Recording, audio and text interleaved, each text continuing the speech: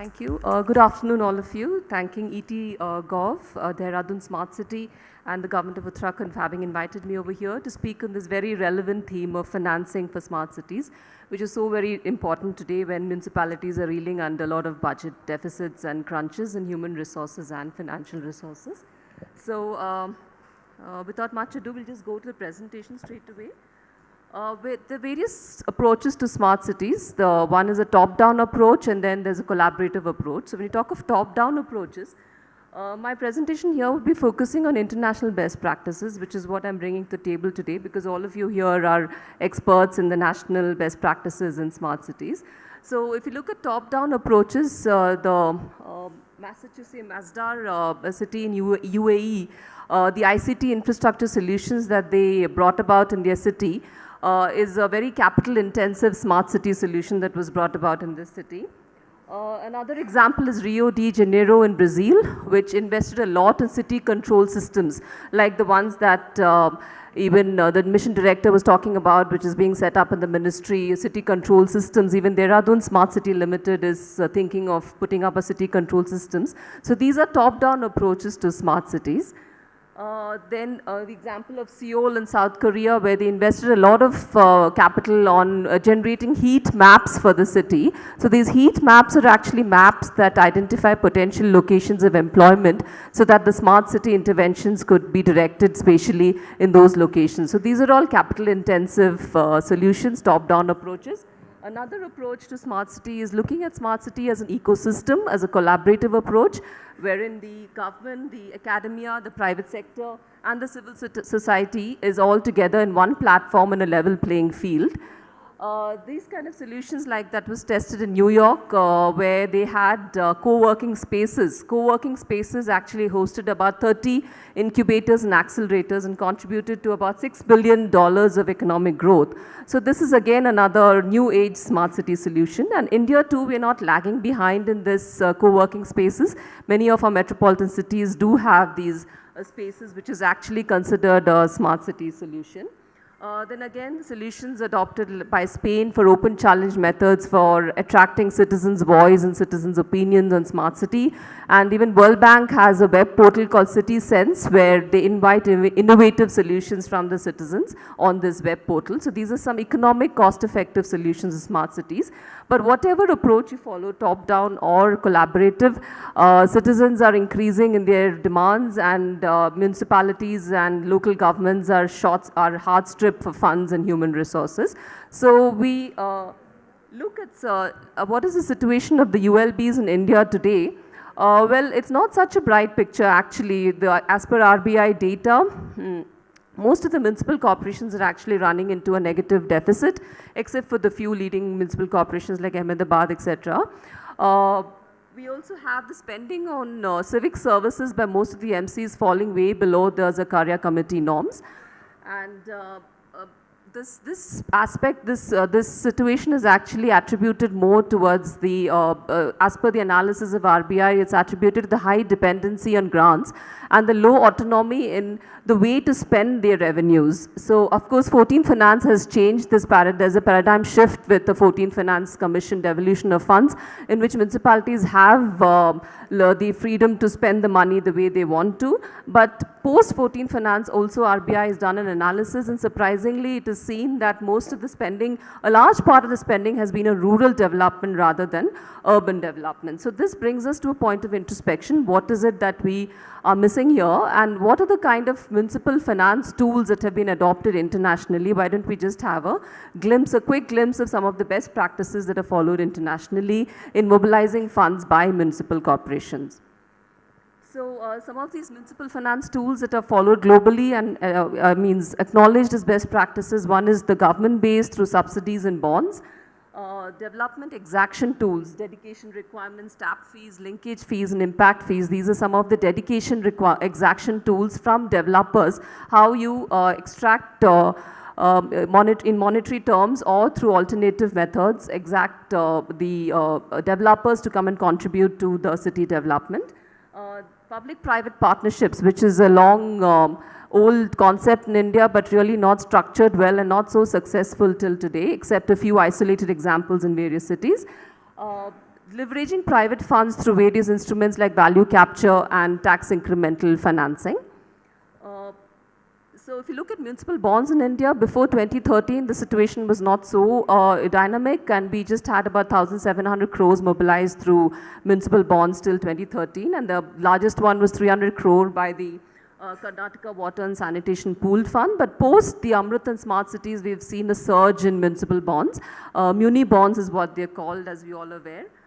94 cities have been assigned credit ratings as smart cities, and 2018-19, 8 cities floated muni bonds worth 3,200 crore. And Amravati has floated the largest muni bond for 2,000 crore, and Pune has begun its journey with a 200 crore muni bond. So we're seeing that municipal bond is picking up as a big tool for attracting finance. So when we look at the various kinds of bonds that have been adopted internationally, so for the benefit of some of the municipalities and municipal corporations which are advanced today in India. So one such example is a general obligation bond. Now this bond is something which is a bond which is floated for a specific city infrastructure like a park or a transportation sector issues. So this was successfully done in 2006 in California, where they raised about $37 billion through this geo bond, and about $20 billion of this was for transportation, for the transportation sector. The characteristics of these bonds, it's quite a successful bond if the provided the municipal corporation is healthy, fiscally healthy, and the repayments for this is mainly through the tax revenues that the municipality gets. So revenue bonds. Now revenue bonds are bonds which the repayments are actually linked to the fees which the asset actually attracts. Like for example, the toll, which is the most popular revenue bond in India, the toll fees, that's a user fee. But a bond which is pegged to the repayment derived from the fees, that is the repayment fees for the asset that is created. This was successfully employed in Mexico, where they had a 6-point agenda for energy efficiency upgradation, and the schools over there raised about $20 million in energy efficiency funds, and 90% of that was, they were asked to redirect that towards repayment of the bonds, and 10% was they were allowed to keep it to themselves for their own activities. The only problem with the revenue bonds is that it has to be structured well, and the repayment of that, the fees that the asset derives has to be long enough to repay the capital costs of the asset. Green bonds, now that's something which is ahead of its times in India, but and also globally it's still being tested, but these are typically financed by World Bank and ADB for attracting infrastructure in green energy and energy efficiency upgrades for homes and infrastructure. This was successfully tried out by Sweden, where about 500 million Swedish krona was mobilized through this green bond recently. The only drawback of the green bond is that performance data is still lacking, and it's still nascent globally as well as in India. User fee. Now, the city of Toronto at one point of time was reeling under a budget deficit about 500 million US dollars, and the Canadian government actually does not allow any city to be in revenue deficit. So they were forced to look at alternative methods of mobilizing resources, and so they resorted to various means like imposing a parking fee for the citizens through mobile apps, and charges for setting up a new home. And also subscribing to city-run programs. Now, through this, they attracted about $400 million through just subscribing to city-run programs. Now, the advantage of such kind of bonds is that it is easy to implement, but at the same time, it leaves out certain citizens, the low-income citizens, from using city facilities if they cannot afford to pay for those fees. Now, dedication requirement, this is an interesting instrument which perhaps many of the municipal corporations can try out, wherein the developer, any developer wanting a non-residential development in that particular zone will have to actually contribute to some social infrastructure. So this was successfully tried out in Texas, where for every 56 acre of non-residential development, 1 acre of green park was essentially required to be provided by the developer. And many counties have actually reached their green goals through just such dedication requirements. So if this is embedded in the master plan, then it's an easily implementable tool. But it's just that it's not very popular with the developers, so that needs to be worked out. So this is an interesting instrument which can be studied further.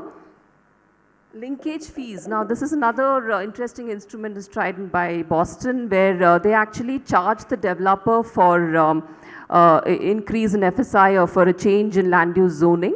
The charge would actually go into an affordable housing trust or a job trust. So through this, they actually raised about $45 million for affordable housing alone. This is again a good instrument, but not very popular with developers, and it also, it meets with resistance from developers, and also we have to be careful that it is embedded in the local land use practice. Then if you talk of public-private partnerships, the oldest city in the US, Quincy in Massachusetts, did a very iconic PPP venture in which they tied up with a development firm called Streetworks, and they brought about iconic signature changes in the architecture of the town, with bringing about $340 million of public improvements, residential spaces, retail spaces, etc.